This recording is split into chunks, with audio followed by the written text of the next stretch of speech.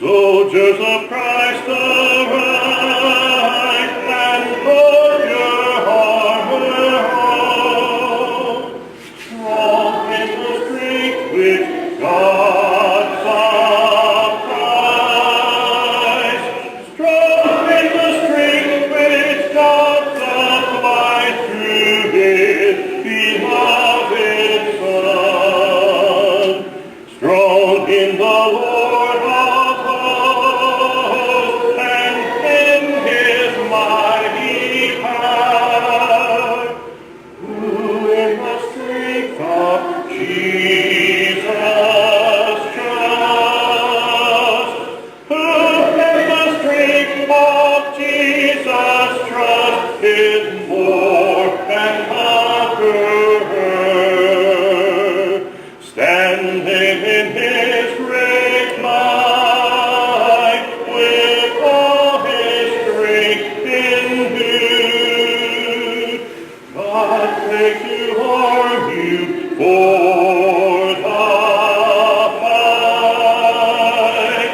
God pray to arm you for the fight, the heavenly of God, that having all things done and all your conflict past, you may overcome through Christ alone. You may overcome through Christ alone and stand entire at last. The group is just really interesting. And I think it's typical, again, of the fact that everybody's invited. Everybody can come to Jesus. All of us can find a place. And the apostles are representative of that. Anybody with anything else along those lines?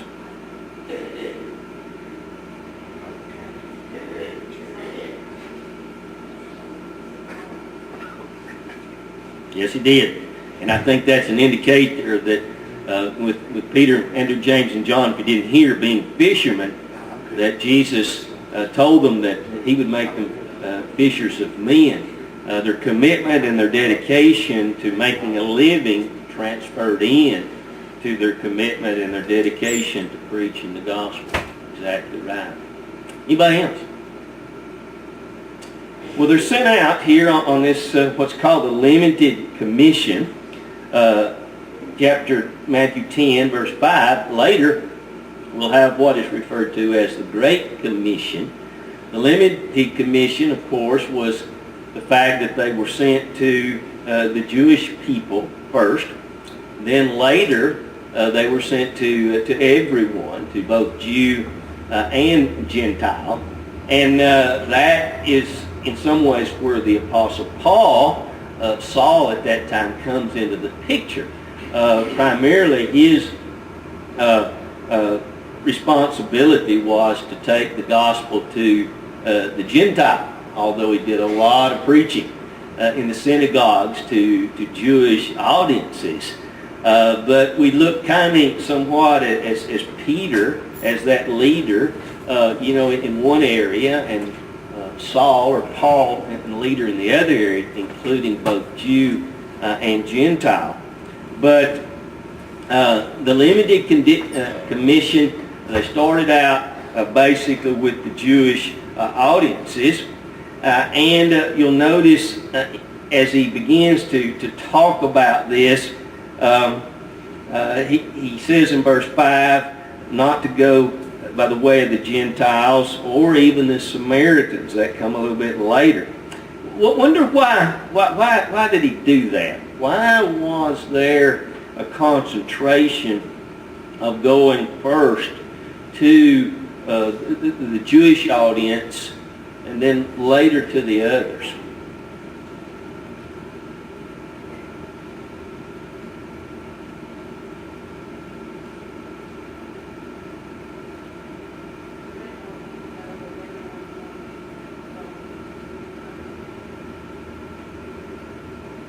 It could be, could be. I guess the idea, yes.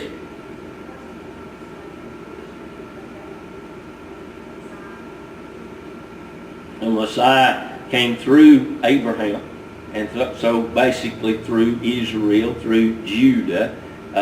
So that might have been the idea of it a little bit. Again, emphasis throughout is that the gospel was for everybody, but it began with the presentation. Under the law,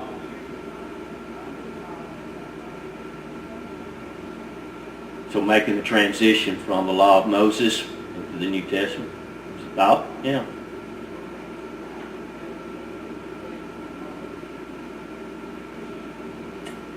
Could be, and if anybody had an understanding of the Messiah, it should have been the Jewish people, right?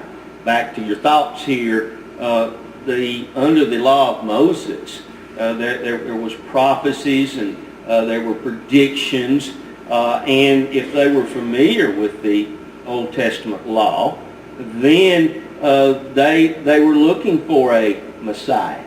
Now, sadly, over a period of time, that had become more and more materialistic, and we talked about that last week or the week before, is that they were looking for a physical, a material kingdom.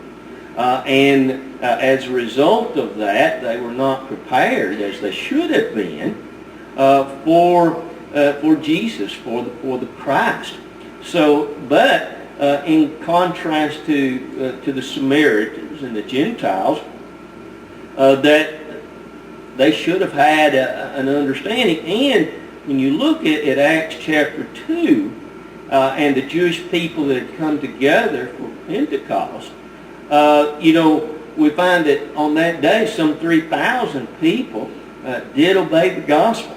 Now, that's not a very large number compared to the thousands and thousands of people that were in Jerusalem for Pentecost, and yet it clicked.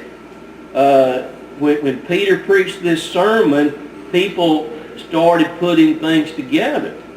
And even from among those that wanted to see Christ crucified as an impostor, here not that many days later, some 40 days later, they realized, this is the Christ. This was the Christ.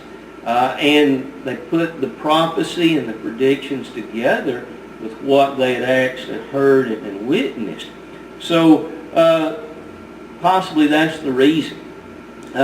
This did not mean that the Gentiles couldn't hear the preaching and the teaching, but the directive was towards the Jewish audiences, at least to begin with.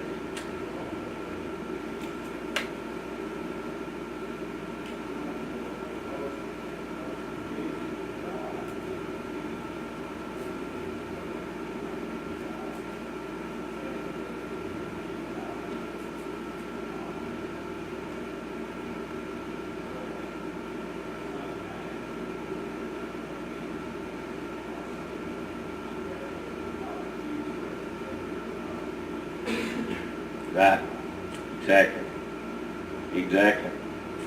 And and maybe there's other thoughts, not knowing, but it is interesting. Just thankfully, the gospel went to all of us, or it'd get rid of the rest of us, right? And we're glad that the Great Commission was to anybody and everybody.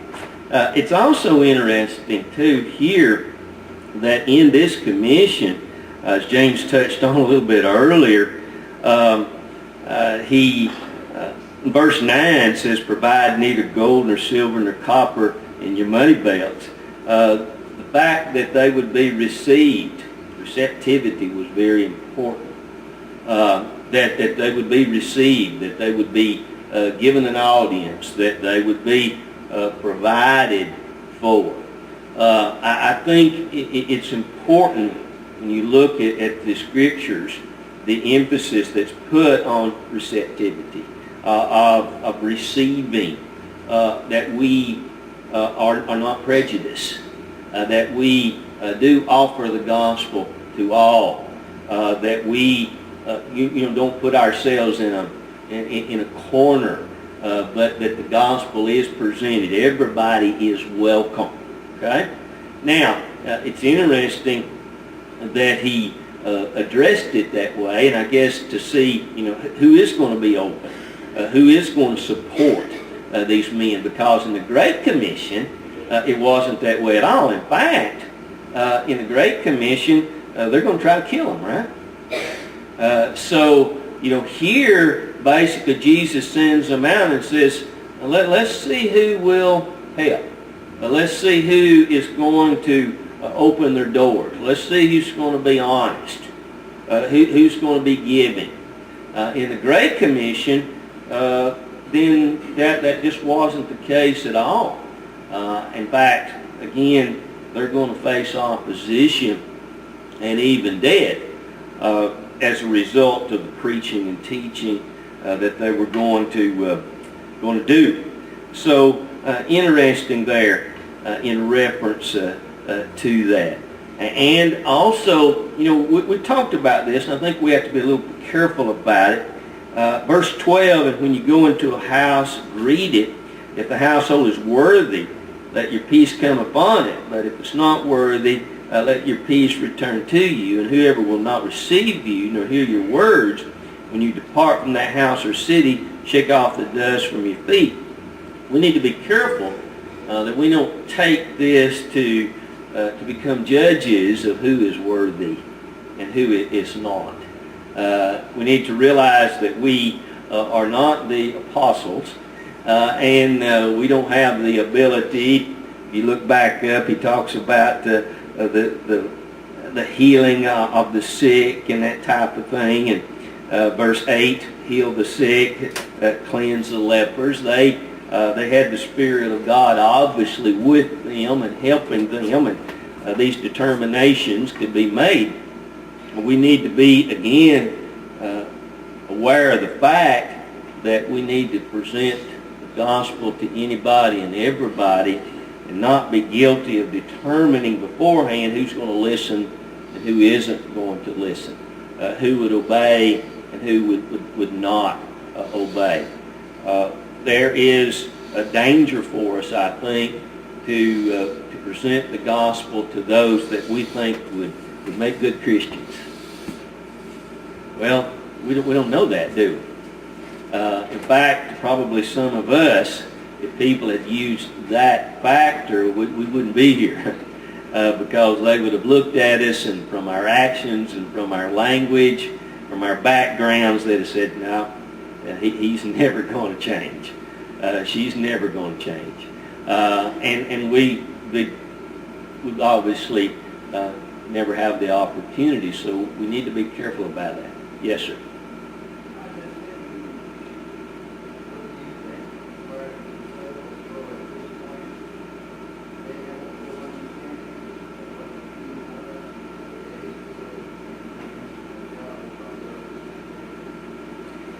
It seems to me that this was in some ways a trial run for them as well.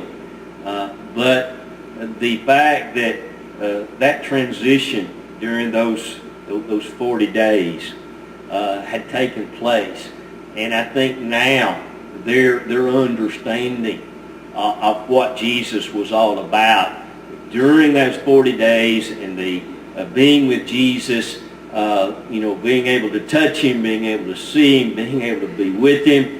And then in Acts chapter 1, he telling them, you wait right here for the power that's coming. They watched him ascend, into the clouds. At some point, it had to click. This is a spiritual kingdom. And then the Holy Spirit of obviously coming upon them, at that point, caused them to realize now how early this was, with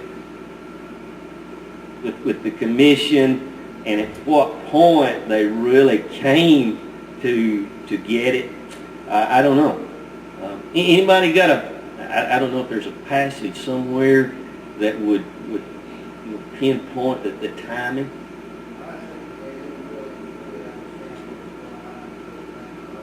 Yeah, until then. Yeah, and I think we know for sure.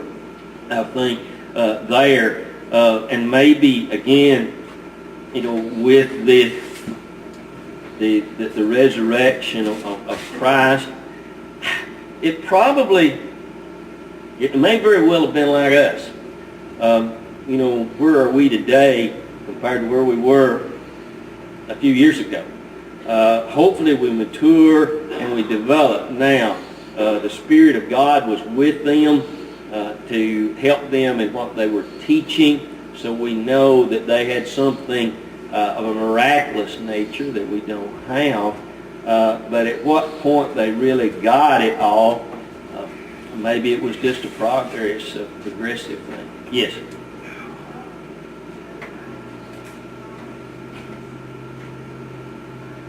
Mm-hmm.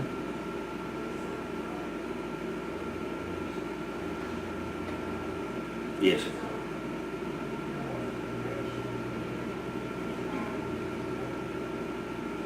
Right. Yeah. There was a progression. We also know in their teaching they were directed by the Spirit, so we know that. And again, it may not be that different than it is today. I think we teach things that we don't have a full understanding of. To the best of our ability, we quote it, we teach it, but the importance of baptism, as an example, I'll never remember not teaching that baptism was essential. But do I have a much better understanding of why it's essential now than I did? Yeah. So we develop, don't we? We develop in our understanding and the depth of why this is the way that it is, and why God said what He said. And we continually develop in our understanding. So, that being the case, it's very likely that the apostles taught some things that they didn't have a full understanding of, but that understanding came as they continued to teach and preach as well.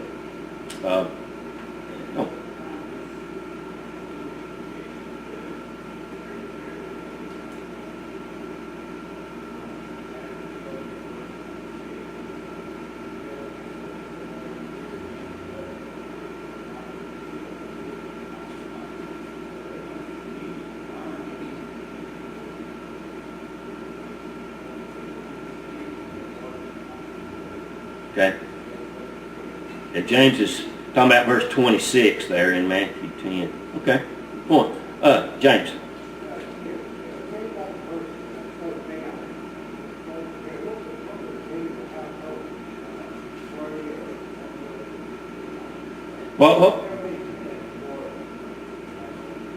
What would deem it worthy or unworthy?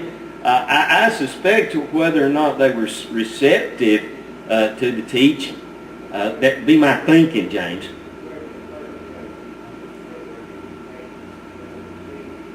Yeah, you put it all together. You put those 2, 3, 4 verses together. So the idea, I would think, is whether or not they were receptive. Would they listen to the teaching? Would they listen to the gospel message? Yeah.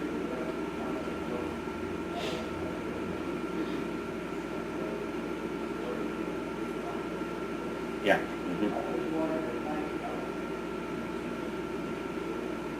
Yeah. Well, it is interesting. Michelle?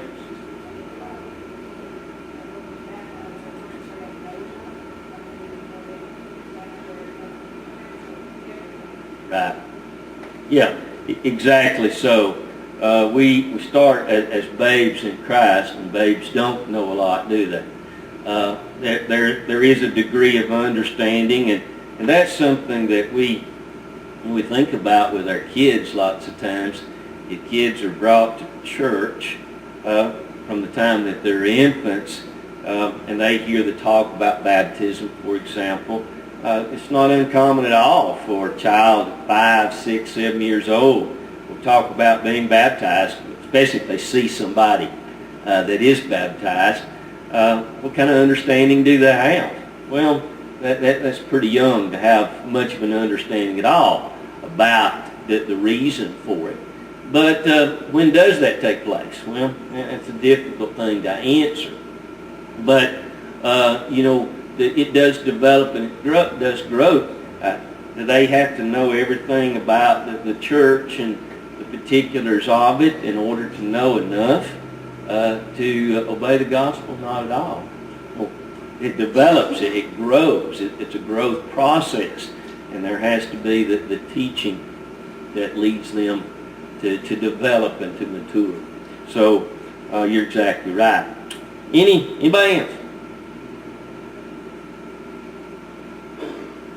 Okay, move on down. Let's jump on down a little bit to, let's look on down to verse 20. I mean, I'm in the wrong chapter now. Okay, let's move on down to verse 24. Matthew 10:24. A disciple is not above his teacher, nor a servant above his master. It is enough for a disciple to be like his teacher, and a servant like his master. If they call the master of the house Beelzebub, how much more will they call those of his household? Therefore do not fear them, for there is nothing covered that will not be revealed, and hidden that will not be known. James mentioned that verse 26 a minute ago, but within that context, it's interesting that Jesus doesn't conceal the difficulty. He reveals that the fact that they're not going to be received in many cases, and they're not going to be accepted. As Jesus was rejected as the teacher, as Jesus was abused as the teacher, then the servants can expect the very same thing. And the honesty of that, there was no covering up of the issues. They were made aware right up front that not everybody is going to receive you. Not everybody is going to be receptive. Even as I have been rejected and turned from, the same types of things is going to happen to you. It's important that we recognize that today as well. The gospel, our invitations, our acts of service and kindness is not going to be accepted. It's not going to be received and responded to the way that we would like for it to be responded to. Jesus eventually, obviously, was crucified. The apostles, according to historical accounts, gave their lives, as martyrs. There were a lot of folks that did listen. There were a lot of folks that did obey the gospel. There were a lot of folks that were worthy, with the question that James had, to at least open their hearts to listen to the gospel message. But there were a lot of other folks that did not do so. But Jesus did not send his disciples out thinking that it was just going to be, all a beautiful, easy road. They were going to be rejected. They would simply have to persist and be faithful in spite of that. Anybody thought or comment there?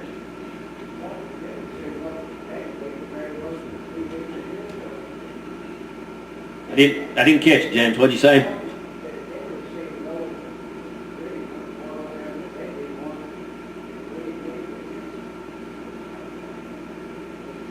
Okay.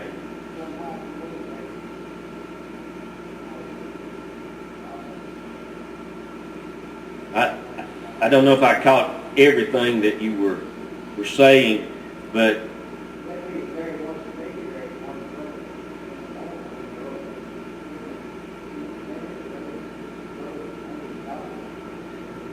okay. Okay?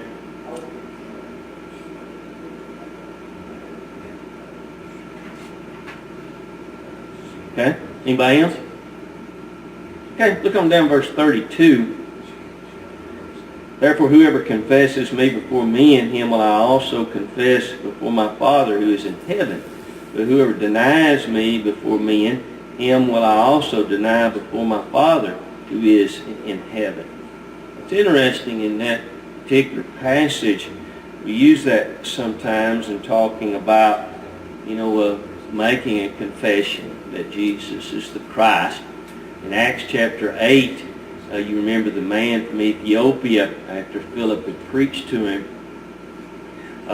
saw a body of water, and he asked, what would hinder or keep me from being baptized? And Philip told him if he believed that he could, and he made that great confession, that he believed that Jesus was the Christ, the Son of God.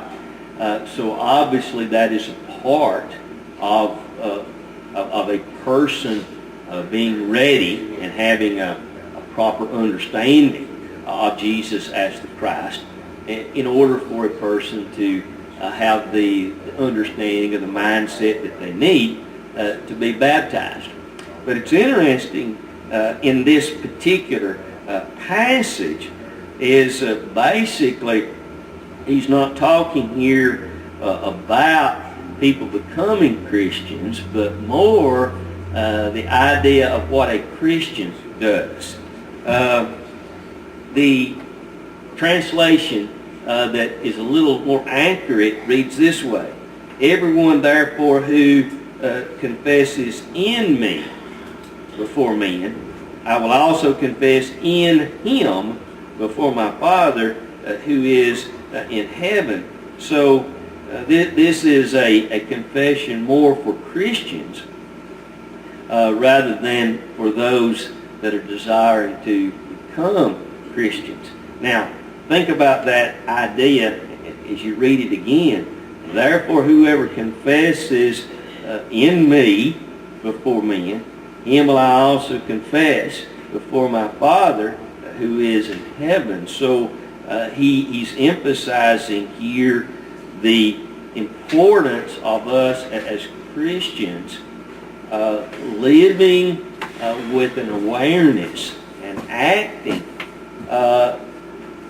as we understand that Christ is in us and that we represent him, and that everything that we say and do, all of our actions should set forth before the world that we belong to Christ, and that we believe in him as the Son of God, and that we want to represent him so that people truly can see God in us, and that's the way that people today can come to an understanding of the importance of belief in obedience, is because they see the sincerity and the honesty in us. So we live it, and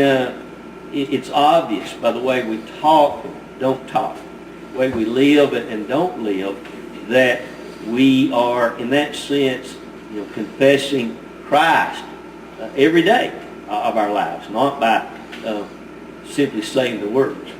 Anybody with a thought there?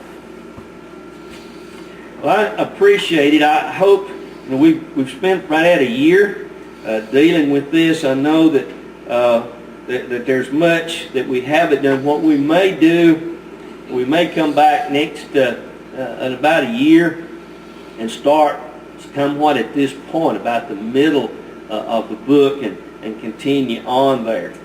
But again, for next week, in our class, we're going to start with Acts chapter 1. Reach out and touch the Lord.